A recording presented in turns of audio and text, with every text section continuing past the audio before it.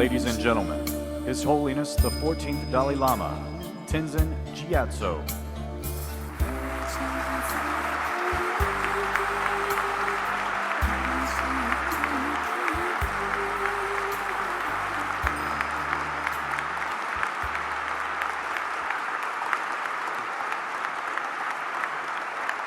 So,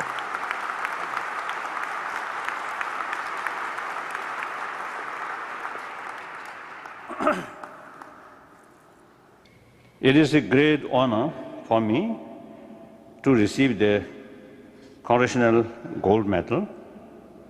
This recognition will bring tremendous joy and encouragement to the Tibetan people, for whom I have a special responsibility. Their welfare is my constant motivation, and I always consider myself as their free spokesman.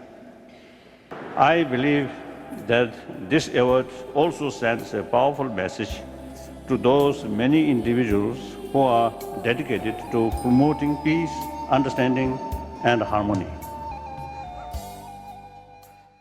I thank you once again for the high honor that you have bestowed on me today. Thank you.